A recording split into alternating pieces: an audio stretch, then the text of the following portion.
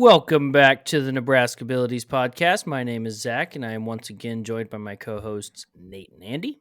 And we are here to talk about the 34-3 smackdown that was given to Nebraska in Ann Arbor against Michigan. They definitely were the number 3 team in the country, and we were definitely not number 3 team in the country. And you could tell by watching this game because Michigan had their way with us and did everything they wanted to do, which ironically enough looked, just quick thought for me, was the most vanilla offense I've ever seen, which I think speaks more to Nebraska than it does Michigan because they did not do anything flashy. They didn't really do anything crazy. They just ran the ball and they did easy passes and they won the game by 31 points.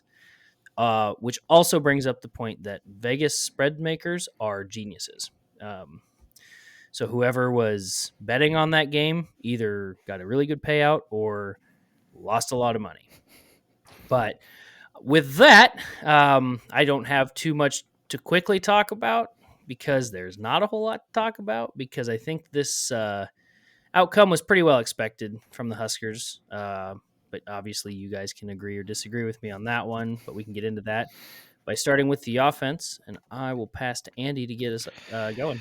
Yeah, so there's, like you said, Zach, not a super ton to talk about in terms of offense. Nebraska only encompassed a total of 156 total yards on the day, which, if you know anything about football, is generally not going to win you a whole lot of games or even keep you in a whole lot of games. We all knew, we talked about last week, we all knew that this kind of game, I think, by both sides was felt like, yeah, it's on the schedule. We got to play it. Let's just go out there and play this type of game. And I think the biggest takeaway for me is I think if Nebraska had any sort of competent offense to push Michigan, Michigan probably would have panicked more and probably changed up their game plan more because, like you said, Zach, it looked like they were just going through the motions of just like running plays and just doing like an offense because I'm sure Harbaugh knew that, they weren't going to need to do anything fancy. Like they were just going to go out, run the ball, and push us around because they knew they were better than us. And that, I mean, honestly, if Michigan plays like that in a couple weeks against Ohio State, I mean, give me Ohio State by like 30 points because they did not look that good on offense. Now, I'm sure that's going to change when they game plan for Ohio State, different than the game plan against us, but I wasn't like overly impressed with Michigan in terms of just how they looked. Now, obviously, that all goes back to us being a very bad football team because we are. But it felt like Michigan entered that game just like, yeah, we're here because you're on our schedule to play this game. Let's just play this and get out of here. I'm sure we felt as fans the same way too. The team probably didn't feel that way, but that's kind of how I approach this game. It's like, okay, let's just play. Let's just get over. Let's get on to the next week type thing. And Michigan showed that more than they probably should have. I mean, I felt like that game easily could have been 56-3 or 56-0. The fact that it was only 34-3, that's probably why it didn't impress me that much with Michigan of what they did. And I mean, even before we knew they weren't going to do a whole lot other than run the ball. But, I feel like if, we got any sort of like pressure in the backfield or just any sort of pressure on the quarterback, you force Michigan to try to change their game plan and try to, throw them off kilter if we had any sort of competent offense at the same time to keep up. But obviously we know our offense is bad. I think we all went into that game knowing like, oh, you have to start Logan. You have to start somebody other than Chuba because Chuba's not doing it.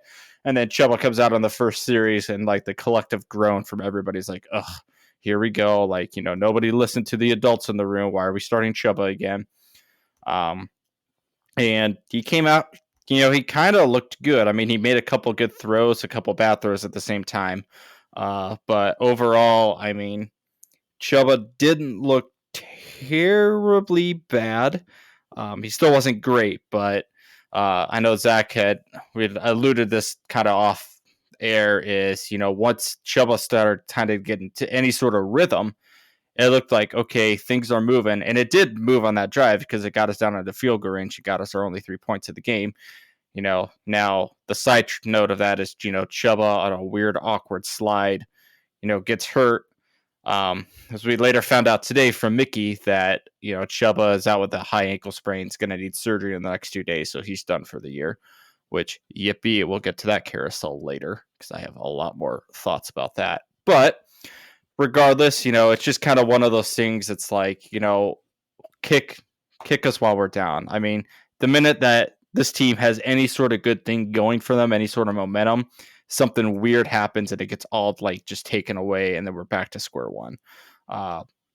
It felt like that the entire game. And then as we later found out, Logan comes in, and then Mickey had said after the game, and I know that I texted you guys like sometime in the fourth quarter that I'm like $50 that they say after the game that Logan was either somewhat dinged up or somewhat hurt, which is why he didn't start. And that's the first thing Mickey said after the game was, yeah, we didn't start Logan because he's been dinged up this entire week. And I'm like, wow, who would have thunk? That was weird. But it's just so frustrating. And I'll get into this later because I have a lot more thoughts on the whole quarterback situation and the entire team in general. But yeah, offensive wise, that was the only points of the game. The only positivity that we took away from the game is that drive that we kind of looked any sort of competent on offense. Logan or Chuba goes down, Logan comes in, kind of stalls for 3 plays, and we kick a field goal to not get shut out. And it extends Nebraska's streak of 337 consecutive games of scoring points in a game. So we got that going for us if we're looking for any sort of optimism with this team. But with that, we'll pass it to Nate if you have any first half offensive thoughts before we kind of dive into more. If you guess you could talk about, Whipple getting taken out as well. Yeah, that's kind of where I was going to go. Is there wasn't a whole lot of good from the offense. It was pretty. I mean, like you said, Chuba actually looked like a respectable backup quarterback. Wasn't fantastic, but he was making a few throws here and there, making some plays with his legs, and I mean, was at least trying to keep us within spitting distance in that first half there. But then obviously he got injured, and then not too long after, Whipple took an arrow to the knee and really set us back. I Now felt there's like a reference.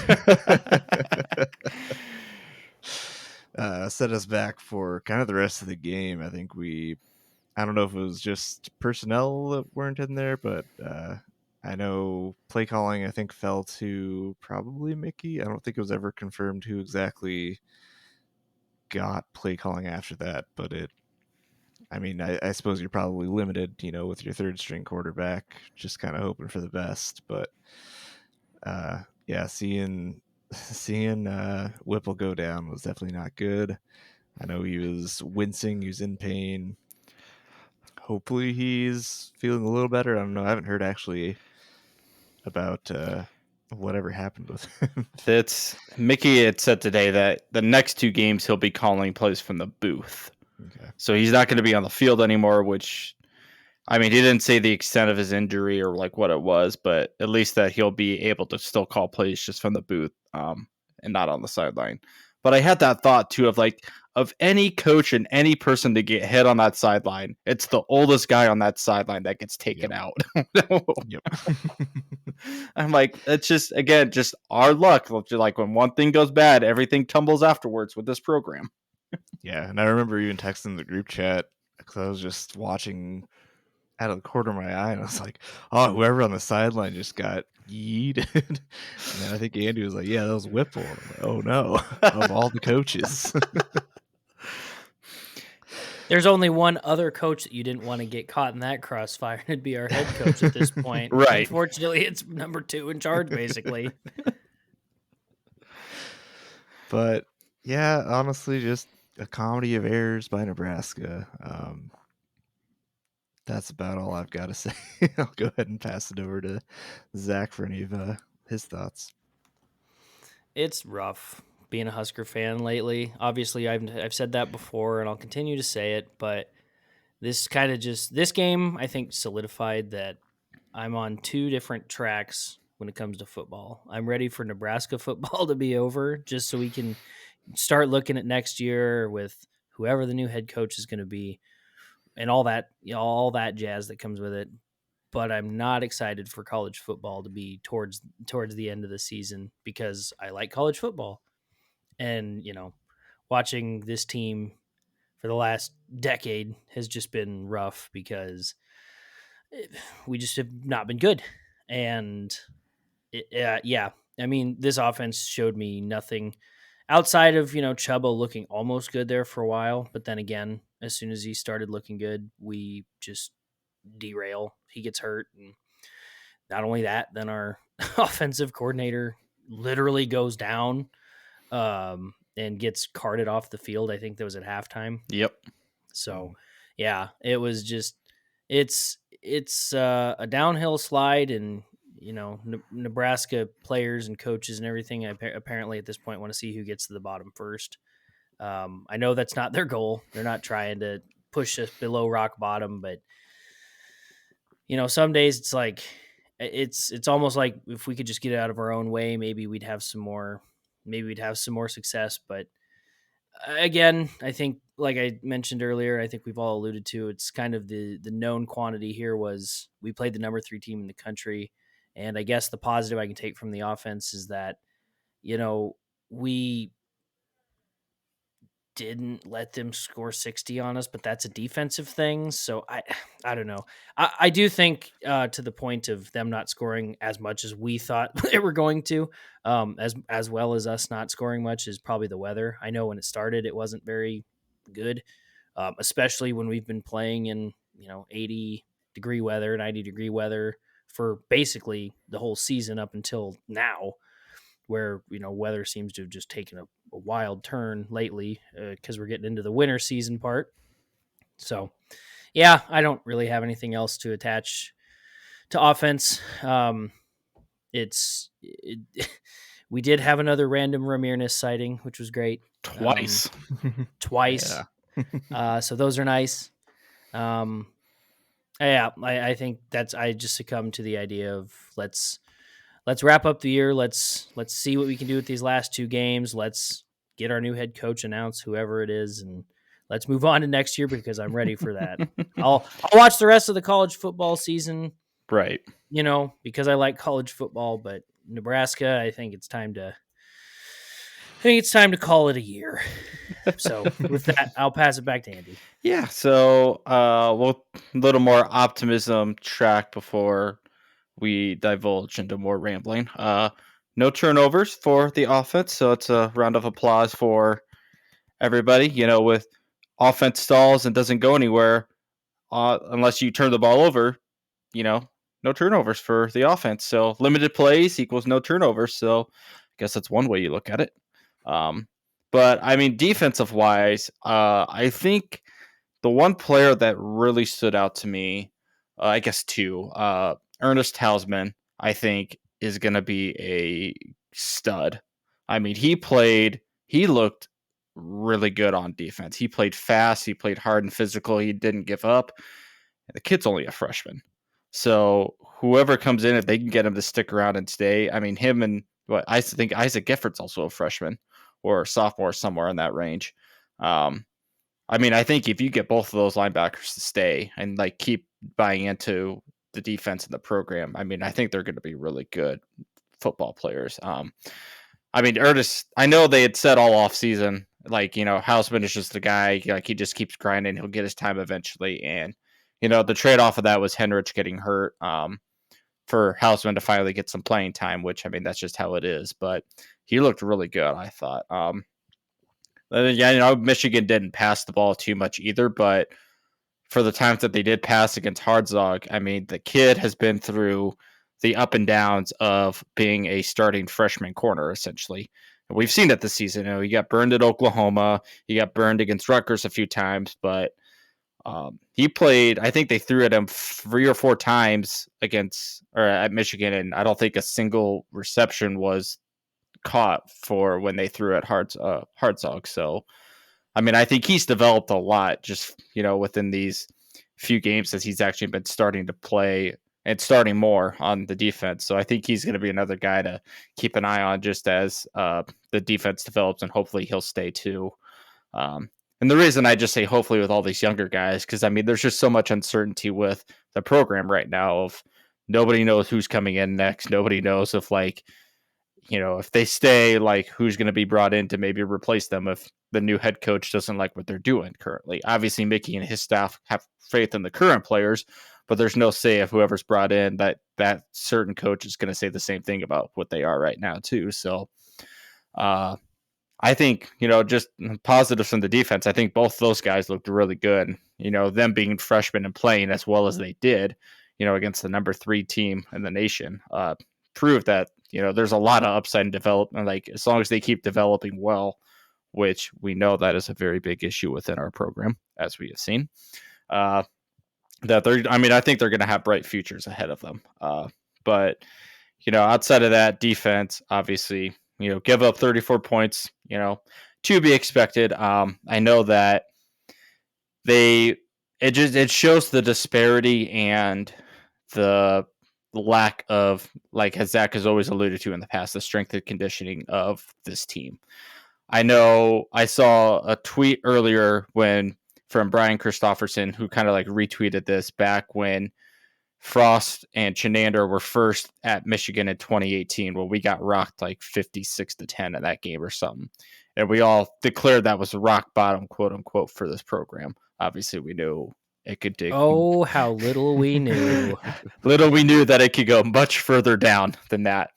But at the time, when they got to Michigan and they were doing pregame warmups, I know Chenander had turned to Brian Christopherson and said, like, yeah, these Michigan players compared to us are like a lot bigger and a lot stronger. And it's just kind of like a rude awakening to the Big Ten. Like, this is what this is type thing. We got to work and develop that to compete in the Big Ten over the next coming years.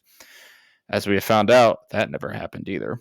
So nice little recognition there. But, I think it's still evident today, and it's still evident during that game, is that these players on every other Big Ten team that's not Nebraska, they develop and they get developed to the Big Ten system. They're big, they're strong, they bully you around, and they play bully football until they wear you down and start to finally score. We saw that against Illinois. We saw that against Minnesota. We saw that against Michigan. Probably going to happen the next 2 games because these defenses are going to be the exactly same thing that we're going to see on offense, and the same exact thing on defense for both sides. But it's just, that's the frustrating part about the entire program, is that whoever comes in is gonna, like, I do not have much optimism that we will win 3 games next year. I mean, you're gonna have so much roster turnover. You're gonna have so much rebuild to do.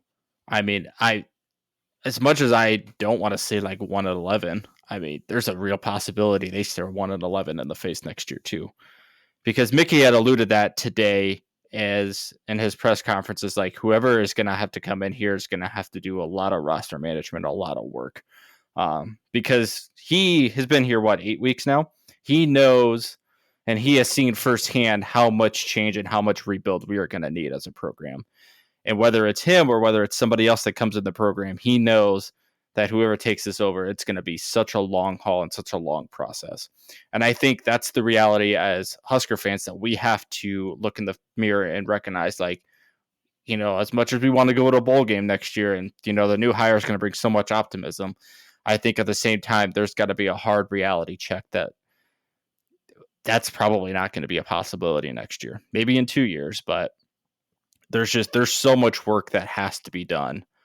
And Mickey, I think Mickey said after the game, there's like, Michigan is what he wants the Nebraska team to look like. He wants to go in there and play bully football and just run it down your throat, push you around on both sides of the ball until they wear you down, until they score. That is Mickey's idea, and that is Mickey's vision of what he wants his head coach, like what his team wants to be. And right now, Nebraska is, I don't want to say light years away, but we are like years behind. in that program. As much as we don't want to be a history revisionist, I mean, that's what made Nebraska great in the 80s and 90s is we were the first ones to develop that. We were the first ones to play that bully type football. Everybody else caught up and started advancing. Nebraska stayed there and started not advancing, essentially. Obviously, we know the past 22 years. It's one of those to where it's going to take such a long rebuild process for this entire team. And it's so frustrating that we as fans are the ones that have to accept this product that we're being given. And I know Trev knows that too. I know he's going to make the hire that is right for the program, that's right, that fits with his ideals of what he wants in a team, whether that's Mickey or whether that's somebody else. But at the same time, I mean, I don't know where you can look at the idea of, yeah, this team might do something good. Like, no, this is a very bad football team. I think this team is worse than last year by far. And I almost want to say that if, Scott loses a lot more of those games by more than one score last year, I don't think he makes it to the end of the season or that he is fired at the end of the season. I think the only reason he kept his job is because all of those scores were one score games. And there was some maybe sort of promise that he might turn it around. Obviously, we know that didn't work. But I think that is what saved Scott's job last year, looking at this now, because this current football team we have, I think, is worse than last year. It's probably worse than what we've had the entire time Scott is here. And the reason that it is bad is because of Scott and because of all the coaches and the programs that he had in place. I mean, none of this is Mickey's fault. He was given he was just given a very bad platter and a very bad program to inherit, and he has to deal and he has to try to make these changes. No one blames Mickey. You can 100% blame Scott. You can 100% blame all the coaching staff that was here prior that led to this point that we are right now in this program. We are further than rock bottom, I believe. And I believe there is still more to go down because we probably will see it go down more. I mean, next year is going to be rough. I mean, you start the game at Minnesota next year. I mean, you're going to have a new head coach, an entirely new offense. I mean, Casey might be back here next year. Casey might not be back next year. You don't even know what the offensive line looks like. You don't even know if Trey Palmer's going to stay. Well, I mean, I know we touched on that.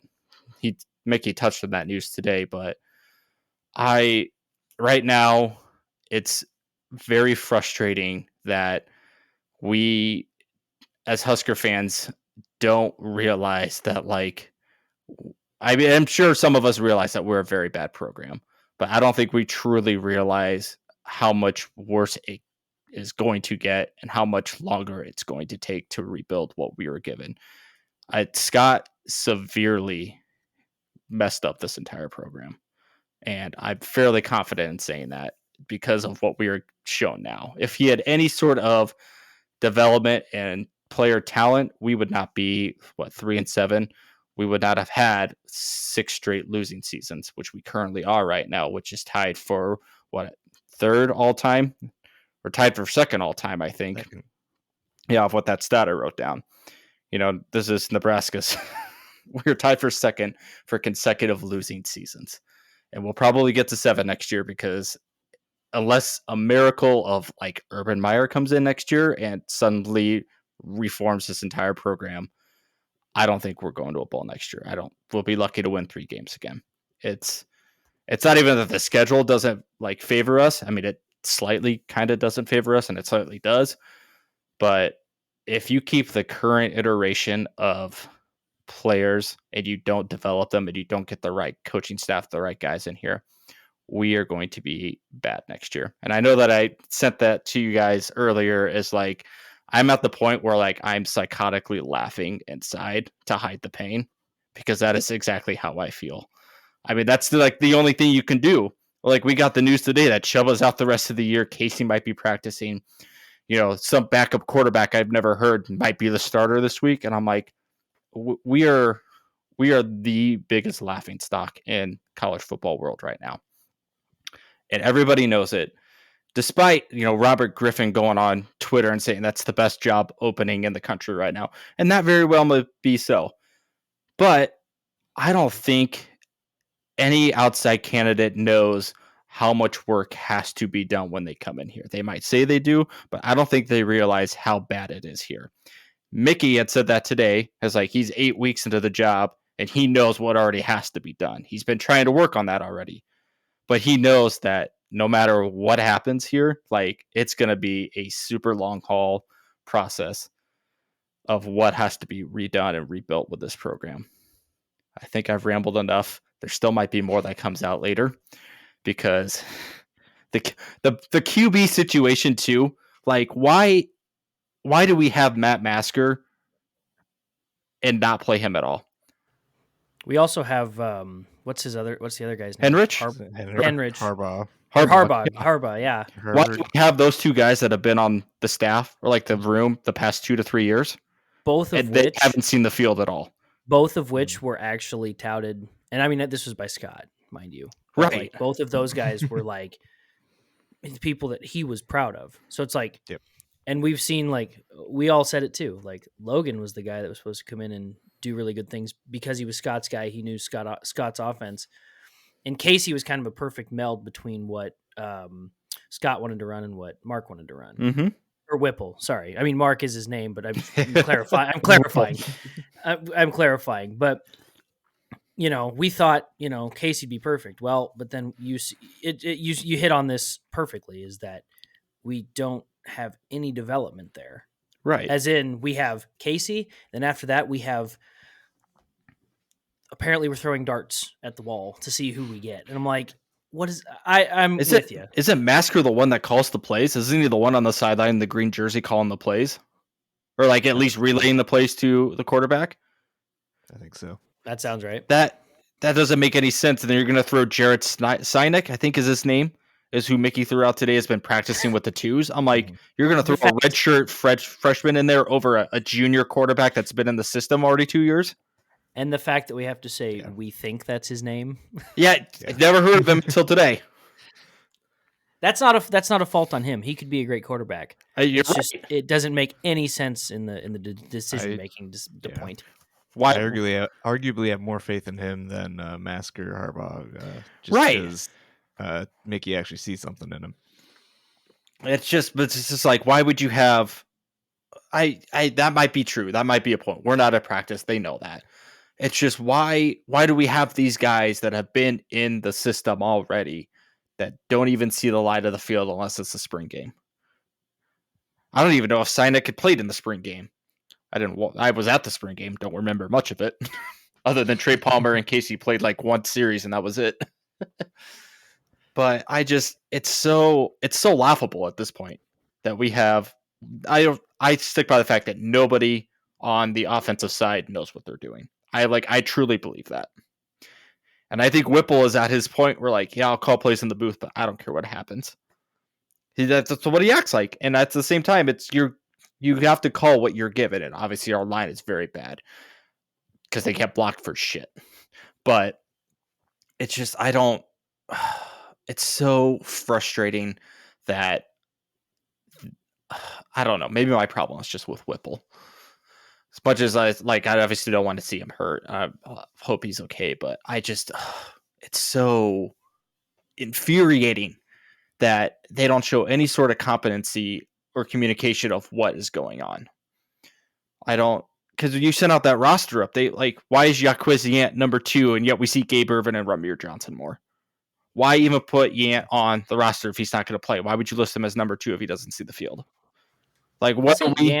Wasn't Yant like a couple of years ago too, like the guy that we regarded as like our power back? So yes. Like put him in for like the power. Yeah. And I mean, I understand we have Grant now, but it's just like, could you imagine the 1-2 punch of both Grant and Yant? Right. It's just, it's really hard to say that really fast, but still like, I don't get it. I mean, I know against Michigan, you probably weren't going to run the ball that much because Michigan's obviously a better defense, but it's at the same time, it's the case of Whipple can't get out of his own way of trying to pass the ball because that's his MO is passing the ball. I'm like, dude, you cannot pass the ball with your backup quarterback in a snowy, windy, or I guess it wasn't probably that windy, but a snowy weather game with your backup quarterback and having to play your third string quarterback who is a running quarterback. But at the same time, I mean, Logan's throws didn't look that great either. Chuba threw behind Trey Palmer 3 times. Trey Palmer also had 3 drops, which can't do that if you want to go to the NFL at all. But I don't know. I don't think there's any communication of what the offense wants to do. I truly believe that, and it keeps showing up. Because at that point, like if you know that your offensive line is bad and can't do the simple things like block, then you got to try to scheme your way around that. And we just have not seen that at all. We haven't seen any sort of scheming to try to get around that. They're just going to keep calling the plays and hoping one of them breaks. I'm like, no, you can't do that because it's obviously not working. It's fine. Everything's fine. I just don't. It's so frustrating. And the fact that, coming up, our next 2 games are against conference opponents we haven't beaten since like 2012. We've lost 8 straight to Wisconsin. We've lost 7 straight to Minnesota or Iowa. And those are the 2 teams we have to play to finish out the season. And I'm like, it's the whole program is a laughing stock right now. And it's going to take so long to dig yourselves out of this hole. And as much as I want to keep buying in it, I still will buy in because I'm a Husker fan. I'll always be a Husker fan the rest of my life, and I'll always watch the games. But at the same time, it's like, at what point are you just fed up with the product that like you're not going to keep going to games? You're not going to keep throwing money at the athletic department because of what you're given is not worth the return of investment. And it's not. I mean, what we're being shown is like the worst team we've had in quite some time, all because of Scott. And I know I've said it before, is like we are going to feel the ripple effects of his tenure for years and years. It's just what he left and what he gave this program is so bad. It's worse than Mike Riley. And Mike Riley had some dudes, believe it or not. Also had the last winning season at Nebraska. But at the same time, I mean, Mickey has not once blamed Scott at all for what was left of him. And yet for the first 2 years, that's all Scott did was blame Mike Riley. It's like, oh, it's his last coaching staff's problem. Once we get our guys in, we'll get them going. Got his guys in, and we were worse than before. He also had the fantastic quote, I think, when he was announced as head coach, which at the time I remember being excited about, but looking back was really stupid, was, how are you going to adjust to the Big Ten play? And Scott's response was, we're going to make them adjust to us. At the time it was hype. 10. At the time it was hype, and I understand what he meant. He's like, hey, instilling confidence. I get it, but like, no. Whoever is announced as the next head coach, whether it's supposedly it's supposed to happen next week, according to rumors, but whenever it happens, as long as they say the stuff that's like, we've got a long way to go, have faith, the simple stuff, like just, I don't need to hear buzzwords. I don't need to hear things like that. I just want to hear. I don't necessarily want to hear the plan because I don't care, because whoever comes in is going to have a whole off season to figure it out. But until they get there, we have 2 more games that we have to watch, and it's going to be. We all know it. It's brutal. It's going to be rough. I would love to be wrong about everything I just said. I would love for the new coach to come in and be like, give me a big old middle finger, be like, proved you wrong. I'd be like, I'll take that arrow. I will gladly be wrong if he comes in and proves us wrong. But I don't know how you can realistically look at this current team of what's going to be returning next year and think this team can win more than 3 games and get you to a bowl game. Because right now it cannot. And, I know it's going to be a roster turnover. I know there's going to be new players coming in, to try to help and fix this thing. But I mean, even if you get some of those new players and plug and play, I mean, you still can't realistically look at that and be like, oh, yep, that's a bowl game right there. If Casey stays, and I hope he does, because we know that our backup quarterback room is not good at all. So you got to look at it as like, you don't even know who the starter is going to be next year. And I feel like if Casey, goes somewhere else or, tries to go to the NFL or anything, I think you're going to be in the same position of trying to look for another portal quarterback to just kind of help you jumpstart this for a year or two. But I don't know. We don't know how good Richard Torres is either. He might be really good, but that's also brought in for Whipple's offense, which is not going to be here next year at all. It's just, I don't know. I think I'm done ranting, but I'm not 100% sure either. I needed to get something out that was, it's been bothering me so much because I don't know how you can look at this team and think, there's so much Kool-Aid that we can optimistically go in and beat Wisconsin and beat Iowa. And if we had a competent line in Casey 100%, I would say, yeah, probably sure. But there's just so much that has gone wrong with this team and so much that has gone wrong with this entire year that the overall arching theme is we suck. We're going to suck for quite some time until whoever the new guy is can pull us out of the depths of hell. And I don't know. In theory, there still might be more below rock bottom that we don't already know if that existed that we might find out. But yeah, if any of you, I don't know. That's literally how I feel. Is like I said, it's just like a psychotic laugh that is inside of me because that is all I can do to get like the pain away. Is just to laugh it away.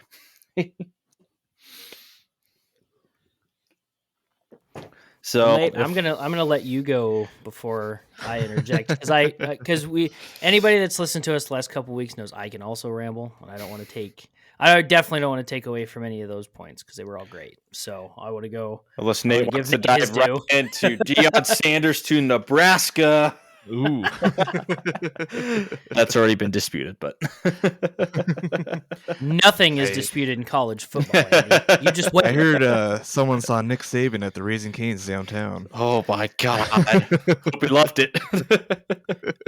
I think I had heard about Urban Meyer at one of the Hy-Vees in town there in Lincoln. I didn't personally see him, but I think Urban Meyer, from my understanding at least of Twitter, when it comes to the new coaching hires, we've talked to Urban Meyer, Mark Stoops, Lance Leopold, Matt Rule, Dave Aranda, Matt Rule, and apparently, I could probably name off 3 or 4 more. They're just not coming to me right now. And so, are they all just in town for a powwow? And then, is it just a celebrity death match to see who gets the job? Which also, can we just be honest? If that was the case, you just throw them all in the boxing ring, be like, all right, whoever comes out of the Royal Rumble wins. Mm-hmm. You want to talk about Give me Deion Sanders in that scenario. I'd take Deion. I don't know. I'd take Deion. I think Matt Rule might surprise us with how far he'd get, but I don't think he'd win it. Right. Yeah. And I think to transition this into the coaching rumor mill debate. I mean, Mickey's comments today on, because they asked him about the head coaching job of, have you talked to Trev? Has Trev talked to you or anything? I think Mickey said something along the lines of yeah, Trev, we haven't talked about that. Well, obviously he's going to say that. Whether it's true or not, I don't know. But just the tone of how he answered the questions about getting the head coaching job or his future at Nebraska was just very, very unsure. It kind of gave off the vibe that he wasn't going to be the guy. And he knew that too, but he didn't want to flat out say that type thing. It just was he just had a very mellow tone, or a monotone kind of tone to his answers of, yeah, I know what's out there. And if I get interviewed to get the job, yeah, we'll discuss my family and everything. But, we'll just keep coaching we're going to coach and recruit for next year. But to me, it just kind of gave off the vibe that he knows he's not in top consideration for the job, which, goes back to, I'm on the side of if it's Mickey or Matt Rule or somebody that's not currently a head coach, you would want to announce it sooner rather than later. just so that you get a head start on getting the coaching staff that you wanted here, getting like an early jump start on recruiting for before the December signing period. And like the longer this goes on and the more rumors come up, the more it makes me think it's not going to be Mickey. Because in my mind, there's no scenario, unless Trev just wants to wait till the Iowa week, where like if it is Mickey, why would you be waiting this long still? Type thing. If Trev didn't already have some sort of target in mind or some sort of agreement for like somebody that's already a current head coach, there's no sensible reason why you would wait this long to not at least give us some sort of hint that if Mickey or Matt Rule or somebody else that's not a current coach tied to anybody else, that they wouldn't be the guy for next year. That's kind of how I'm leaning with this search right now. Obviously, the day-to-day rumors are very fun. That's kind of what I live for now, because talking about this team is not very fun, but talking about coaching rumors is very fun. Because, like you just heard us talk about, like it's fun to the Urban Meyer tweet of somebody talked to their barber and said that Urban was coming here. Like that's the stuff I want. That's what I live for in coaching searches. I just want to know who thinks that, like, maybe I'm crazy when I think this, because you would think if you're a donor and you give this much money to the college, one of the things that comes with like coaching searches at this point is either an unspoken agreement or an actual agreement or an NDA or something that says, hey, you'll probably know who this is weeks in advance because you're going to be fronting the money for this. Right. Part of that agreement is don't tell people. Like also barbershop talk. I come from a town of 500 people. That is literally the equivalent of coffee shop talk, which used to be our bakery in my hometown, which is where all the old people, and no problems with some of the, I mean, you'd hear a lot of different rumors about different people from the coffee shop. That's the same equivalent. And I'm like, if it's true, awesome, great, fine. But if it's not true, then why are we talking about it? I think I did see somebody say this. I don't remember where I saw it. It was either Twitter or whatever. Someone was like, and I don't watch the show, so hopefully you guys have seen it. But apparently they were like, Trev is just being, is it Tyrone Lannister or something from Game of Thrones, where he's giving out a bunch of different names to different people to see who actually is, who's releasing these names to people. And he's like, not trusting you anymore. Like, if that's, now that would be funny. I actually love the idea if that's the case, but barbershop talk, are you serious? That's so funny. It's what I live for, Zach. It's what we need. I know. I understand. Flight tracker season. I know. That's the one thing I haven't seen a whole lot of those yet. I've seen a couple, but yeah, it hasn't been as widespread as I was hoping. No, and that's the real fun part is flight tracker season. And there's been very little of it, and I'm like, I'm really disappointed because either nothing's happening or no, like everybody just doesn't care about tracking it. I'm like, no, I don't want to do it. I want someone else to do it for me. I think that kind of goes into the idea of how tight-lipped it's been, though. And on the one hand, I really do like that. Now, flight trackers are different, but I have this running theory. I don't know why. I just have this running theory that some of these coaches are like going to other like places and they're landing there and then driving to Lincoln just so they don't get tracked. I don't know if it's true, but they're just like, okay, nope, we're going to do this the right way. And or Trev is sending somebody to drive them there, whatever. I doubt that's the case. There's no way that's the case, but who knows? I know you can't keep those flights off, the public record. That's probably not a good thing to do. But I wonder if there's some way that they can ask them to like mask it as something else, like, to the actual people that are tracking flights. Like, hey, no, this is this flight. Pay attention this way. But like to the public who's tracking these, it's like, this is a flight from, if it's Matt Rule, it's from Carolina to California because he's going to visit family or something. Right. I don't know. Parachutes out over Lincoln. I made a quick detour for a refuel. Nothing to see here. That's going back to your point, Zach, about like it being tight-lipped. That is, there's like two sides you can look at it. Is one, well, Tight-lipped except for that barbershop. Well, yeah, besides the barbershop talk, of course. How could we forget? Sorry. I don't even know which one it is. Like, we can't even point out which one it is. No. Oh, I conveniently need a haircut. What the barbershop you went to again? I just need to go there and check it out. I could just go to a bunch of them and start just cutting hair back. If for those that don't watch on the video, I have my hair is down to my to the middle of my back, so I could just I could start doing some reconnaissance. I was gonna say just go get like an inch chopped off each time or somewhere around there, and eventually you'll get back to your short. I eventually come back bald. I couldn't find it, guys. couldn't find the barber.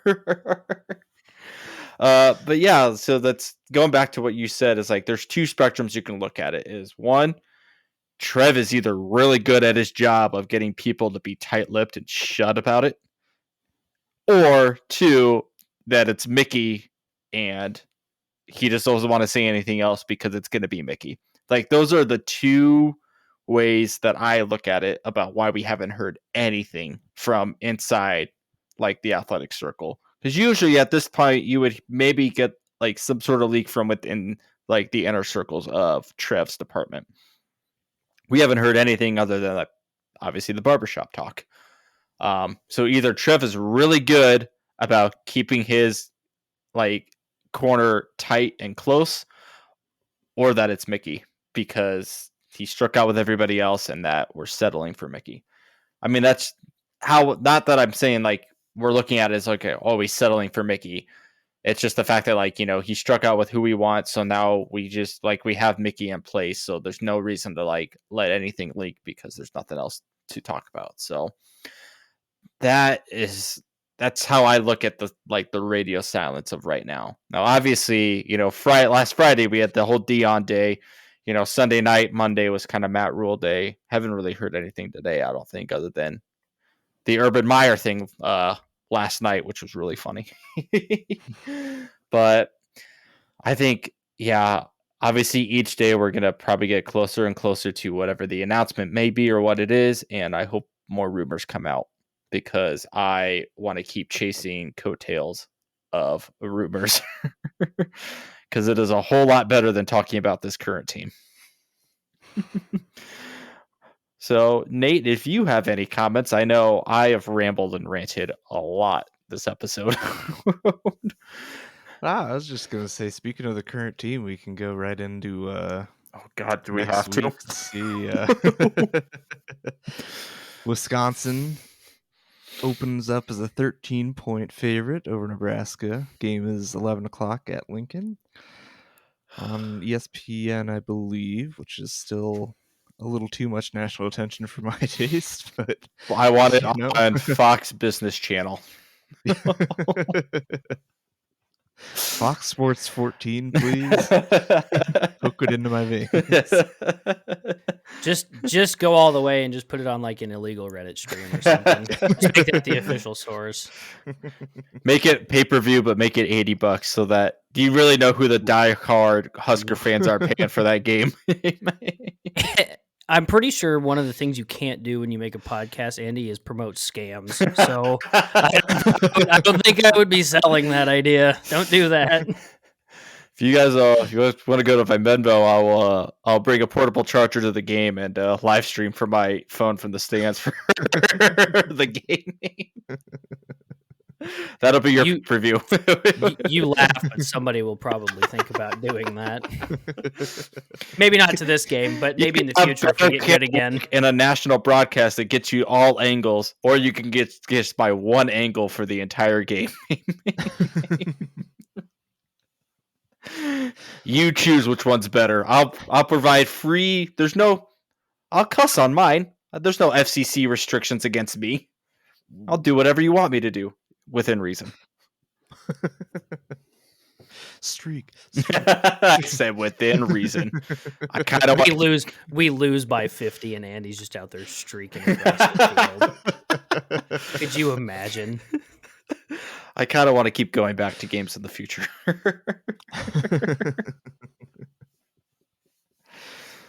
On the other hand, if he does that and then we win the game, Andy gets invited back to every game going forward. Good luck, charm. Your boof, Trev. But back on track here. No, I think it's going to be rough sledding again. I know Wisconsin's quarterback situation isn't necessarily the greatest, but obviously they have Braylon Allen, who is a fantastic running back, probably running behind a fairly stout offensive line that Wisconsin usually churns out there. So I don't think they'll have too many issues running against us. They're averaging 370 yards per game, 170 rush yards. I don't think they'll have too difficult of a time doing that against us, considering we're giving up 191. But Woo! yeah, I think it's going to be tough game. I think I saw somewhere defensively Wisconsin is ranked about 16th in the nation, so not as high as Illinois or Michigan, but still, top 20. So definitely not ideal for potentially third, fourth string quarterback going up against if Casey doesn't play. So could be some rough sledding this week again. I believe it's just going to be cold weather-wise. I don't think, as far as I know, I don't think it's supposed to be any snow or anything. I think highs in the 30s or so. But 36 and sunny. I don't know if it's going to be. I don't know. There might be clouds, but 36. It'll be 11 a.m. It'll be cold. That's true. So wear your sweaters if you're at the game. Or it here first. If you're streaking, nothing. Just your trench coat.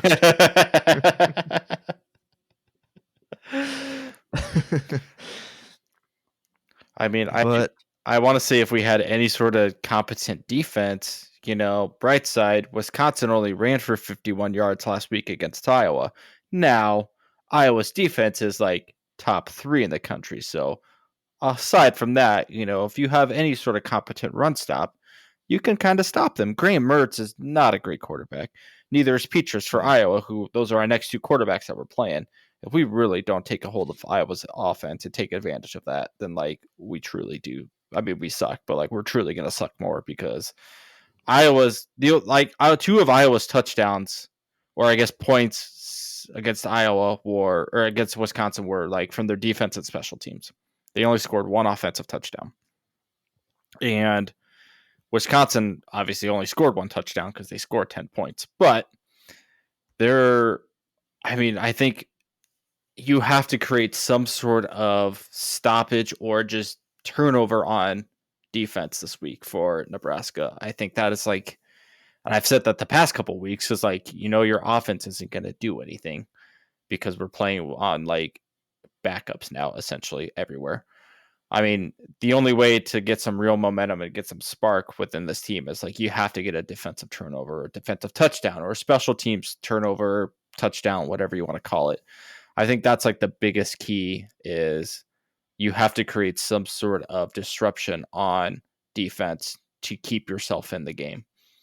And I know I said that against Michigan, which, that was only going to take you so far if that even happened anyways. But, these next 2 offenses are not very good, except we're just bad. So that's the caveat. But I don't, as long as we don't let Braylon Allen break Jonathan Taylor or Melvin Gordon's rushing record against us, then I think it's considered successful.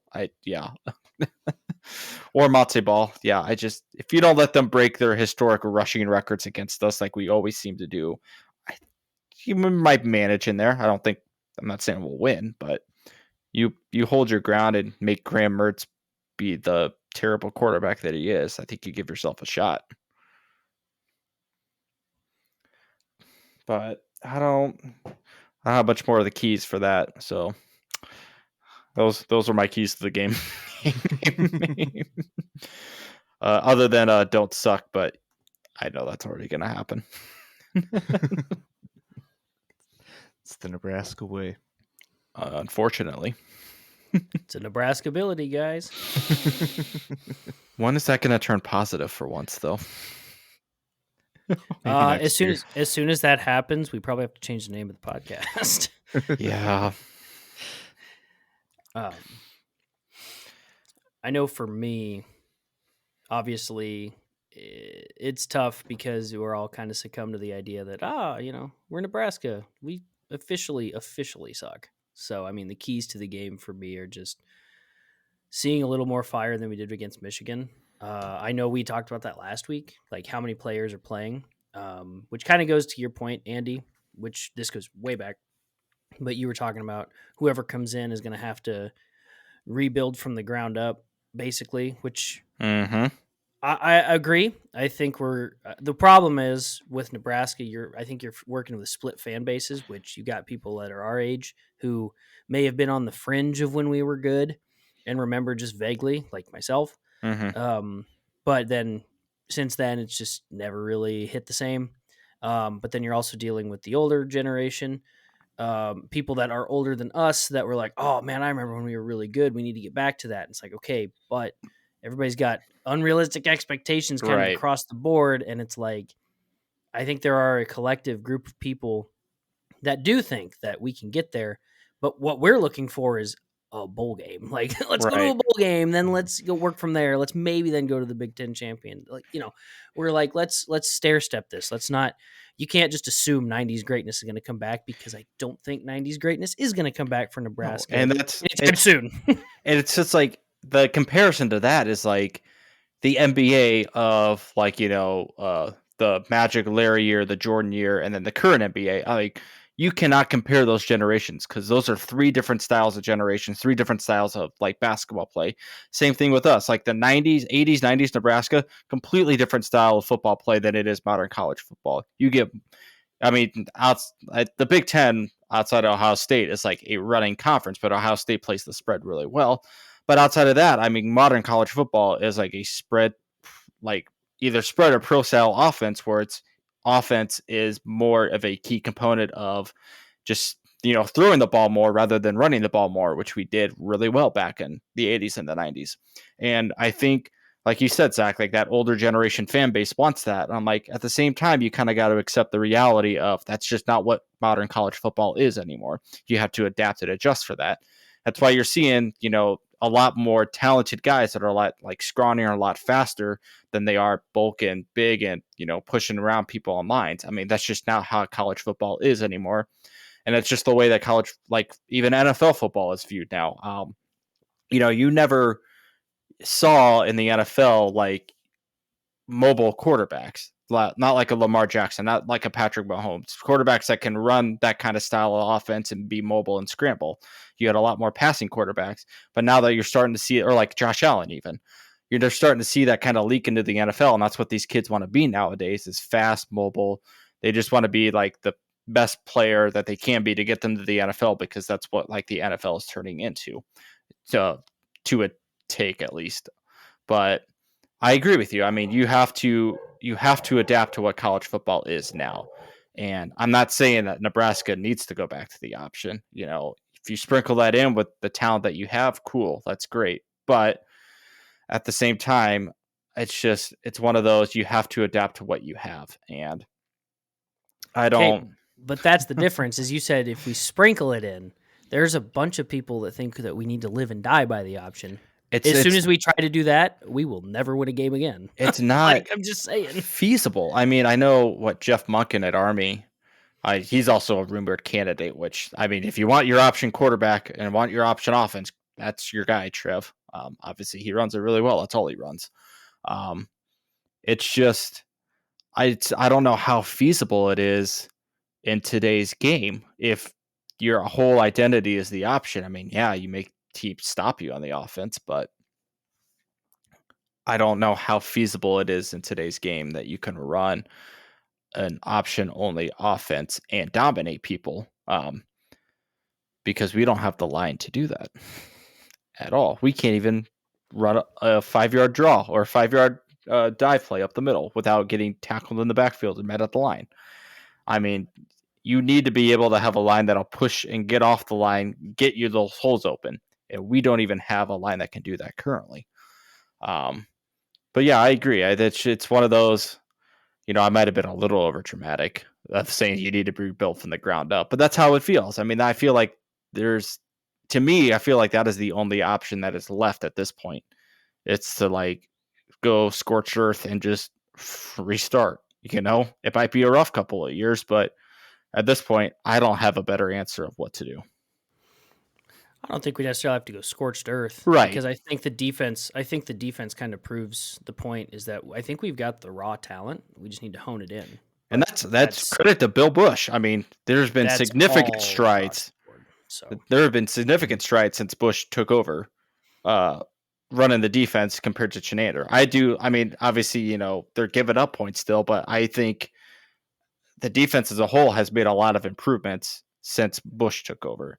And, that's obviously a credit to Bill Bush and what he's been able to do in such a short amount of time with these players. So that kind of, same thing with you, Zach. What you said is like, the talent is there. It's just, you got to be able to develop and coach these guys.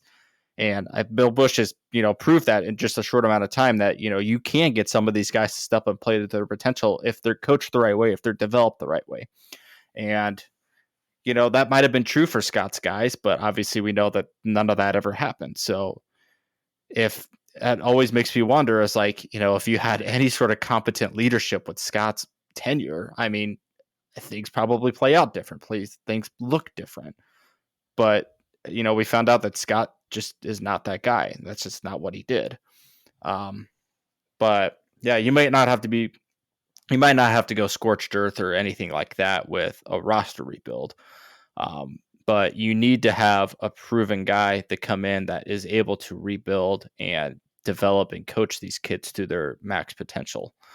Um, it's just that I think has to be number one on Trev's mind. Because I don't know how else you could approach this. Is like that's obviously the most important to me right now. Is not even the backs or like the talent positions. I think you have to start with the line. Because it's like you had alluded before, Zach, like, we thought we were going to come and the Big Ten was going to have to adjust to us. Like, no, the Big Ten turned right back around, smacked you in the face and said, nope, you're going to play our way and play our style of football. And we've tried that and we're failing because we that's don't what have the happens. guys. That's what happens when you bring G5 to P5. It just doesn't work. It doesn't translate. And yeah, that's just Big Ten football, and that's how it's always going to be. And that's how it always has been. And I think once the leadership and whoever is brought in starts to recognize and accepts that, then it will slowly start to translate on the field. But yeah, well, I'm going to get into another tangent here, so I'll give it to Nate. No, I think those are all really good points, and it's going to be definitely a rebuild, but I think there is optimism at least that we can get players out of the transfer portal if you get the right guys in the right positions. I mean, obviously we're recruiting fairly well right now. We've got a couple of those in-state guys offered, like Malachi Coleman. I know there were a couple more that I believe were committing from some of the Omaha schools, and so it's not like our trajectory is necessarily a downward spiral. You just kind of, as Zach mentioned, you gotta get the right guys in there, be able to develop those players. You got to be able to get the right guys in there to develop the players we already have. And there's going to be roster turnover. There's going to be guys that are going to leave because this is obviously not necessarily an ideal situation. It's definitely not a good team right now, but and I think they're you'll give credit to Mickey on that. I mean, Mickey's been able to,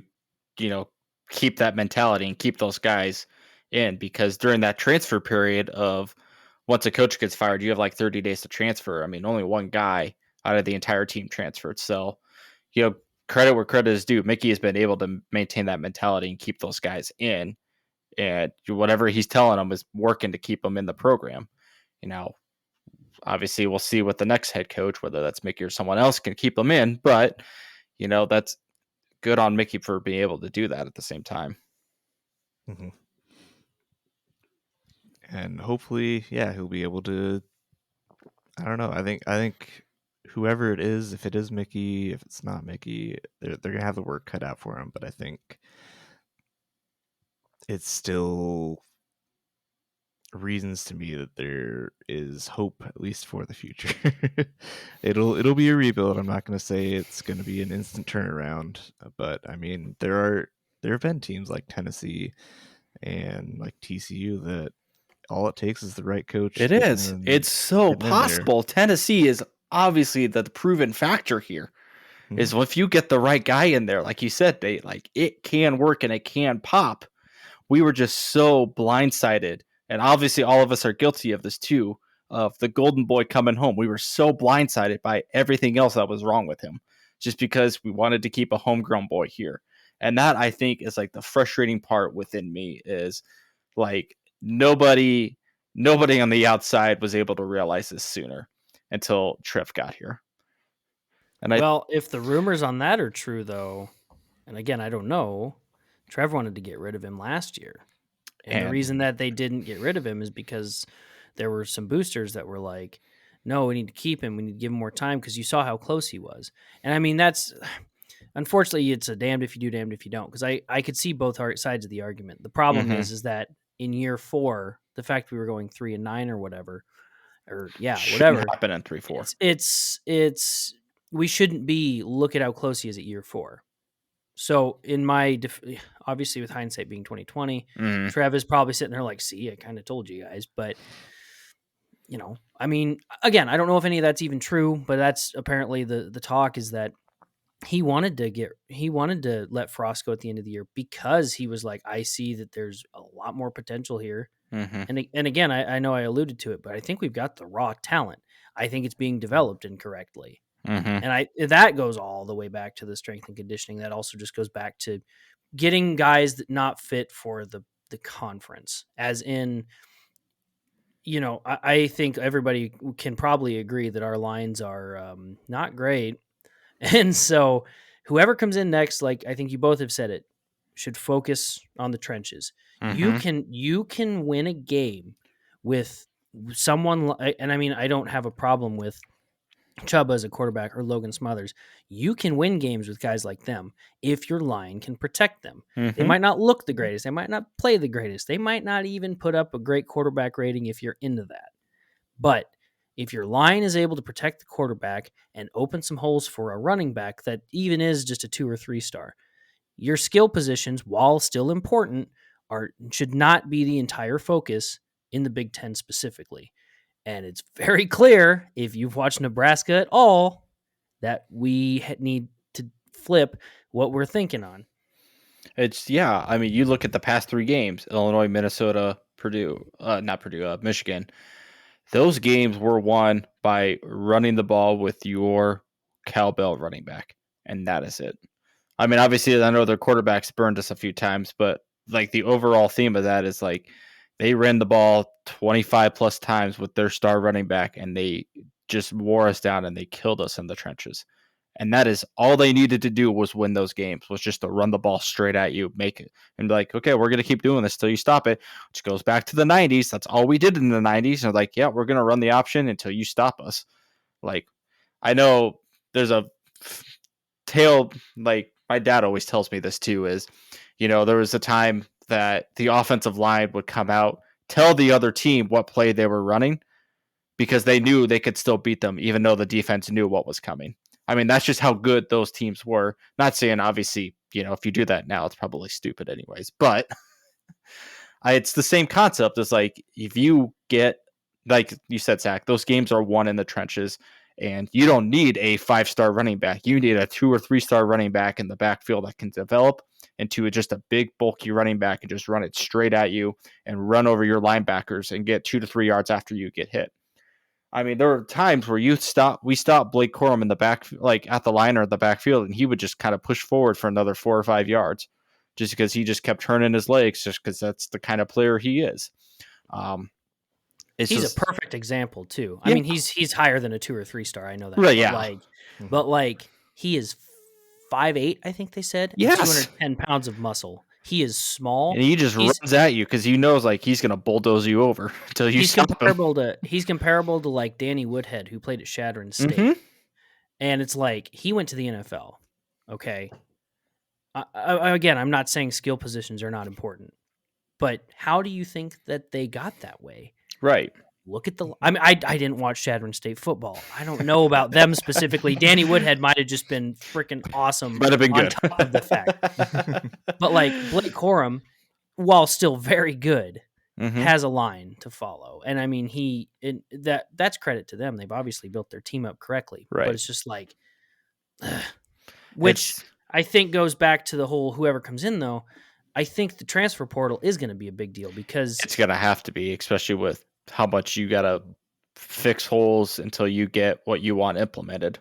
And I know I've used this example multiple times throughout our talks of, this season. And I know looking back on it, it didn't quite hold up as well as I thought. But Mel Tucker is an example of somebody that came in and turned it around right away. Now, he didn't turn it around great because they're not doing as good this year. But I think we might see I think we might see a chance of going 6-6 next year. It's very optimistic, I think, because again, I think if we get the right guy, we get some hype behind the guy, whoever it may be, will generate enough hype to keep some of these kids here and play for whoever it is. Because I also have this suspicion that Mickey, while you alluded to he sounded uncertain of being the head coach, that's kind of fair. I don't think he was in over his head. He was just dealt a really shitty hand. Right. But I think Mickey could be a good head coach someday. And my running theory is that whoever's coming in is going to have him as potentially like a wide receiver coach or still the assistant head coach and, teach him what to do and maybe take over if that's what he wants to do. I don't know if that's what he wants to do, but I would love to see it. I know. I think Mickey's got great intangibles around everything else. I know. I sent to you when the Urban Meyers or like the Urban thing started to flare up. I know I sent that to you guys as a joke of, oh yeah, Urban's going to come in here for like 2 to 3 years, groom Mickey to be the head coach, and then he'll take over. Purely as a joke, just because I'm like, well, yeah, like the trade-off is that Urban comes in to do that, but it gets Mickey ready to be a better head coach than he is now. Now, who knows how much truth of that is with whoever Trev hires, but if it is Urban and he does that, which genius plan. If that works, then great. But I would be wrong and I would love, if it works, I'll be wrong. I don't care. Absolutely.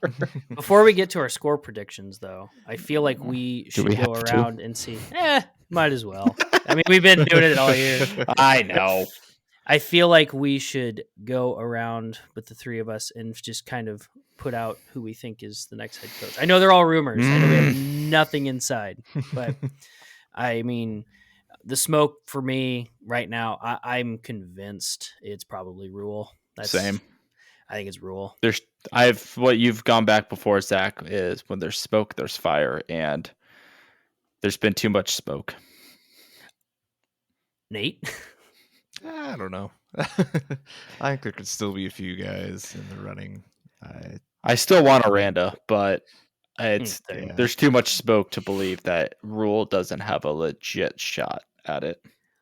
Aranda, supposedly, right? Supposedly too. I mean, supposedly they were supposed to announce it this week, is what they were saying. But I could say that every day and not do it. Well, and then the UVA and University of Illinois, the shootings that happened. Idaho. Sorry, I misread it. People were speculating that, which agreed if that was the reason they didn't do it. But that supposedly it was supposed to happen then. But anyway. Back to what you were saying, Nate. Sorry. I just wanted to make sure I got that in there. I've heard Mark Stoops, too, is gaining some traction just because his time at Kentucky has not been as great this season, at least. I know they lost to Vanderbilt last week, so who's at least in the running. I know Nate has always hated this option, but the one person that's lost a lot of steam is Bill O'Brien. I swear, if we hire Bill O'Brien, then I will I don't think he'd be the worst option that we could get because No. there are plenty that are worse. But my Remember goodness, when his name was like a big talk at the time, and then like that is subsequently cooled. well, I mean, of course though he's like coming Who from had the right Alabama. take there? Of course, he was a hot name though. He's coming from the school of Nick Saban of coaches who coach Right. good. Like, but turns out maybe he might not be the guy that we want. Right. Thankfully, so yes, props to Nate for the right call there. Uh, But because we're Nebraska, you guys do understand that we don't get nice things, and so therefore it'll be Bill Nope. O'Brien. but yeah, is your number one Mark Stoops, Nate, then, or Randa still? You have to point out a number one. We did I it. have You to have point to. out a number one. who you think it's going to be, not who you want. Who you think it's going to be. Until tomorrow, when everything we say has been debunked. It's Yeah. like, never mind. This doesn't matter anymore. I'll go Lance Leipold. Still okay. Yeah. All right. Well, and like I said, like we had talked about, the rumor mill is that it's one of, Urban Meyer, Mark Stoops, Dave Aranda, like literally all the big name everybody coaches else. that are like. Everybody else. I saw another tweet, I think it was yesterday, that like we're going the opposite direction. We're going to hire all of those guys and give them all like a total of $1 billion contract. We're just gonna throw all the money at them. What a juggernaut of a staff that would be. Nebraska at that point, like if that was to happen, let's just I humor would officially say Natty or well, bust. Nebraska might be back if we got all of them. That would be Skurs by 90, Natty or bust talk the entire year, every year. I think one of the ones that I know we talked about, but that has lost steam for not because he's been bad or anything, was Kiffin. It just seemed like there was a moment where I still want him, but I know Nate doesn't. Oh, I 100%. I think he'd be great, but I don't think there's any steam from that one anymore. It seems like there was like 2 weeks where like, oh, Kiffin could come to Nebraska because of his cryptic tweeting, and then all of a sudden everybody's like, he's going to Auburn, or potentially like waiting for Alabama or something. It's like, oh well, never mind. Dion, I think, would be the most interesting one, strictly because my question would be, why him over Mickey? And I understand he's head coach at Jackson State, but the only thing that he would come with over Mickey, and I say this because this is just a wild thing to say, is he would probably be the better recruiter over Mickey just because of his name. Deion Sanders would be a huge boon to the program because of his recruiting prowess. He could recruit here like no other. Oh, yeah. Deion Sanders going to Nebraska would absolutely the number one recruit in the nation to what? Jackson State FCS? Yeah. Yeah, like he flipped the number one recruit in the entire nation to go to an FCS school. I mean that's the power he has. His name says it all. And the thing is he's been coaching well there. Granted, I don't know if we want a G5 to power or like a G5 to Power 5 experiment again, but he'd be able to recruit literally anybody. As in, he would be able to go to their house and be like, you can play for Deion Sanders. And it could be a 500-pound lineman that is not going to even mess with the head coach in the sense of like working with him day to day, outside of maybe seeing him in the hallway. Right. Like, I'm not saying, and I mean, Mickey is still also a great recruiter, but I mean, still. The one Could you imagine both of them together? Ooh. The one theory that someone mentioned why Deion would make sense is that Deion would use Nebraska as a stepping stone to try to get to the NFL, meaning he would coach here for 4 to 5 years or whatever, try to use that to go to the NFL, which goes back to the if we hired Urban or somebody, which would then use, coach Mickey up. I guess at the end of the day, I just want, I'd like to see Mickey. I think Mickey will stick around regardless in some capacity.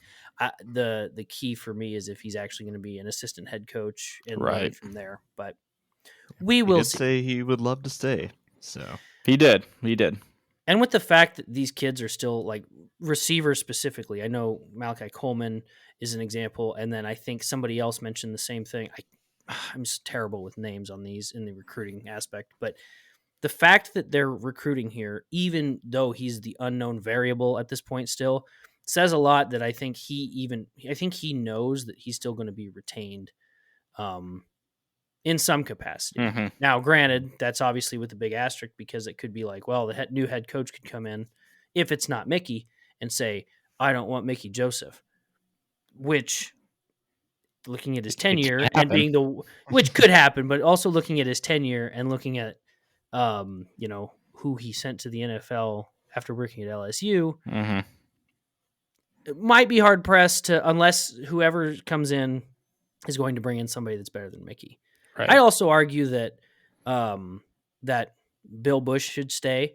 I think Applewhite, the running back coach, should stay, and Sean Beckton, the tight end room.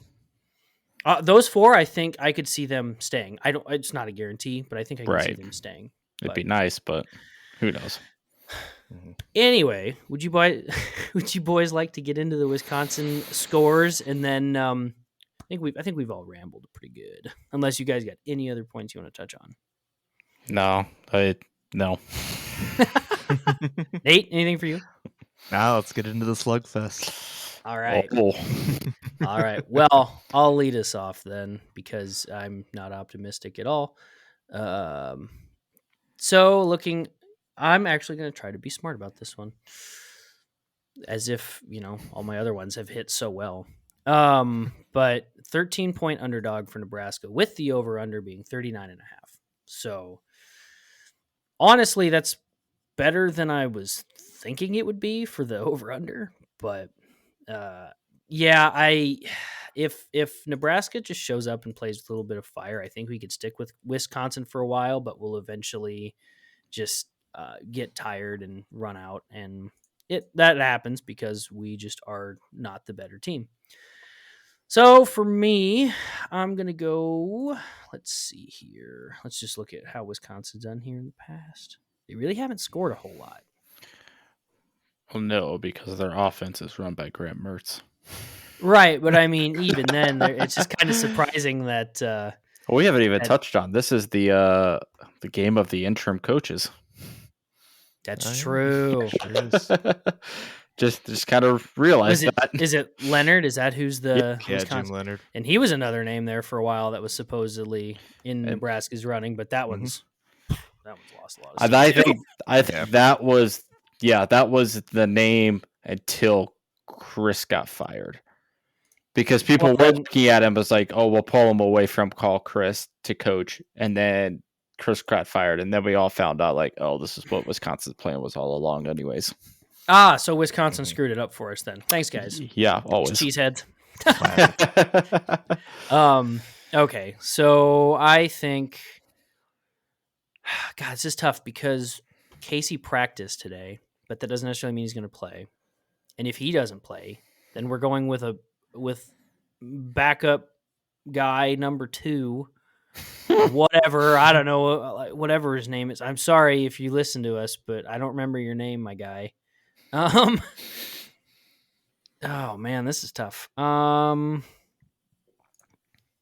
am gonna say that I'm gonna be hopeful and say I think Casey will play, and that we'll have a few. I think we're gonna score a couple touchdowns. So I'm gonna say 14, and they're gonna score. They're Wisconsin. They play us really well. I'm gonna say 14-35. Bad guys. 28-10 Wisconsin. I'm going off the fact that Casey's not playing. And that we get lucky with a garbage time touchdown. Yeah, but we didn't even get that last time. You're putting a lot of faith in the idea that that'll happen. I'm going with the fact that maybe Wisconsin pulls everybody with like 5 minutes to go, and we somehow break a big play and get some life into the game. But yeah, 28-10 Wisconsin. All right. Nate? I think over-under's 39.5. Mm-hmm. So I'm going to smash the over. No, 38. Under. Over easy. Life's too short to bet the under, Andy. Unless it hits. Unless Over easy. I don't like the spread, so I'm going 24-21 Nebraska. Ooh. Whoa. Casey comes back. We got a home game. You know, last home game at Memorial Stadium for the year, senior day. Yeah. I think guys show up. I'm going off the assumption that Casey's not playing. Yeah, we should have waited a couple days to record this, huh? Yeah. We might not even know by Thursday either. Yeah, we probably won't. Game time decision, I'm sure. Mm-hmm. All right. Well, I think we discussed a lot, but I don't, unfortunately, those actually looking for insights to the Michigan game, we wasn't a lot to talk about. Yeah. And going into Wisconsin, at this point, that's probably what the next episode's going to be too. When we talk about Iowa, it's going to be rough. But anything else you guys want to touch on before we close out here? Nope. I said my piece. It'll be a similar episode unless Nate's right. 24-21. Then we'll have plenty to talk about. Memorial Stadium after streaking. We don't know yet. We will see the outcome. I will say this: if Nebraska wins, I think the three of us will be a lot more positive. I want it to be like after, like, if we win and, like, obviously they won't let us storm the field, but, like, I want there to be, like, one erratic Husker fan just on the field and, like, the national TV broadcast get it, like, yeah, look at that guy storming the field. It's just some guy running around cheering that we won. As the teams huddle to congratulate, like, well, that's Nebraska's version of storming the field is one guy got loose. And what do you mean one guy got loose? It'd be somebody on the staff that's holding the clipboard. It'd be some guy just running around in circles down the whole field. Oh, it wouldn't even be a fan. It'd be some guy that he didn't get loose. He just took off from the staff. It'd be Wisconsin. That would probably some grad assistant that's been there for like 10 years. Like, finally, we did it. He's trying to take down the goalpost. Literally climbing. Wow. All right, so Nebraska has to win to see if we're right about that. Oh, God. If they don't, I'm going to be real disappointed. Obviously, I want to be wrong in my prediction, but... Oh, I always want to be wrong when I say the Huskers are going to lose, but it's really tough. But all right, well, if you guys don't have anything else to add, I'll give you one last go. No, Mr. Zach. All right. As always, Skurs by 90. But as always, on top of that, we want to thank everybody for the continued support that we have received throughout this very long, very brutal season. Hopefully, as we come towards the end, we have a lot more positive news to talk about, and then next year will be an even more positive outcome. But we will see. But if you want to interact with us at all, please look us up on our socials. We are on Facebook, Twitter, and YouTube for the three big ones, at least. And well, who knows? We might venture out, maybe become TikTokers. We'll see. Oh. We'll see. But again, thanks everybody for all the continued support. We do appreciate it. Please interact and let us know your thoughts on things. Any kind of input you want on the show, we look to you guys. So reach out there. And as always, I will leave you with our favorite phrase, which is, if it's a possibility, it's a Nebraskability.